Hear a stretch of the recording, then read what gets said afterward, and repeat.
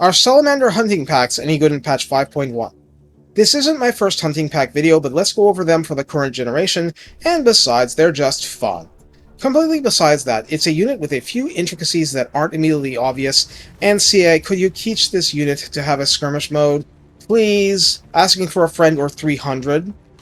Recruited for 850 gold and 213 upkeep from the Sotek line of buildings available at Tier 3 major settlements, which is to say the days when you could just get them on the top of the Skinks building are long gone. You get 32 entities on Ultra, which nonetheless keeps them small for splash size purposes based on my Sabertusk pack research. Health is 4,160 unit wide, so 130 per entity, and that doesn't go anywhere near as far as you would like. Armor is 80, which is respectable. Like I said, that just keeps the initial damage down. They can and will be focused fired. Leadership is 55, far from top tier. Speed 70, very respectable, with charge speed 100. Melee attack starts at 25 and is flaming attack, one of your few reliable unit-based sources of fire. Attack interval is the standard 4, and splash target size is small, so human infantry size only, and max splash target damage is a maximum of 2. So they will simply drown in bodies if trying to fight healthy units with 120 or 160 entities. And since they're long, they'll get hit by more stuff. Melee defense starts at 22, and this is not that good. Weapon strength is 46 per entity, split between base 12 and armor piercing 34, so whilst emphatically not what you want them to do, they can bite through armor. Charge bonus is 28, which is actually not bad at all, and mass is 700 per entity, but believe me, they get stuck easily. It's more geometry than maths. For ranged, the unit has 18 volleys of ammunition. This is the real power of the unit.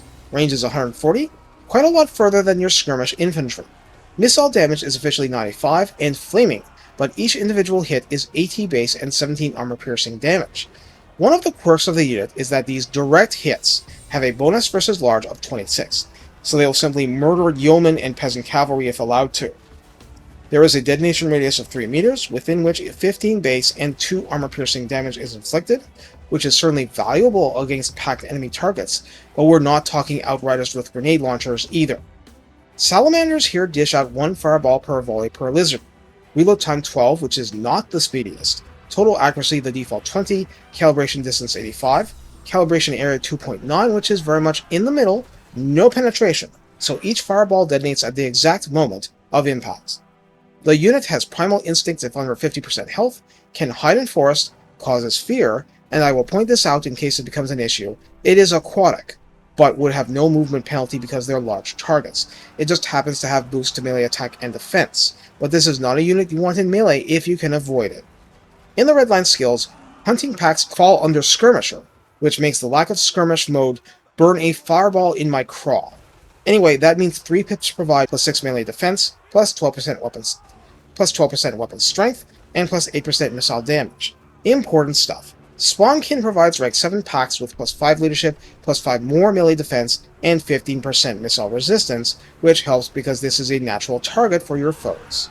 Unpause.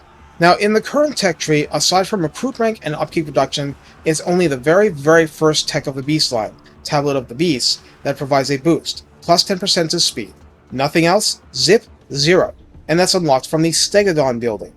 So how do you use the Salamander hunting packs? Well, aside from emergency melee or being really cheeky, because getting models stuck is a very bad thing, this is basically a living lizard weapons team. Even though it has some utility against heavily shielded foes with low armor, a great example being Tomb King Skeleton Spearmen, they are heavily reduced in power output against well-shielded opponents, even large ones, so the new steam tanks would be a big problem. In contrast, showering a Hellpit Abomination or a Beastman Giant would pay enormous dividends, and a lot of cavalry, even well-armored cavalry, will be pretty beat up if hit hard. That's to say nothing of the horrific impact this would have on regenerating monstrous infantry like trolls and crypt horrors, and I'd say those two are high on your priority list. Equally, there's nothing that stops you from firing at living targets, though they can be nimble. But if you have a skink chief duking it out in the sky, just melt whatever's around him. If it's large targets, imagine if it's a rival Pterodon Rider unit, let's say, you'll clean up. If it's not, you'll do lots of damage anyway, short of being, Imric. So yes, short of that extreme situation, you're probably finding a way to contribute with them, though they'll eventually run out of fire to belch. That's when it gets dicey.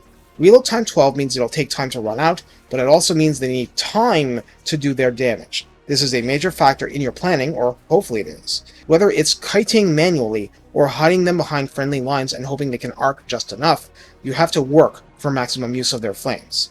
Also, since they're not the best at damaging armor, they also become one of your best tools for flooding the zone around an engaged Bastiladon or even Stegodon, and just burning to the ground everything around it. Good times. Take care, and have fun turning non-Marvel characters into Human Torches.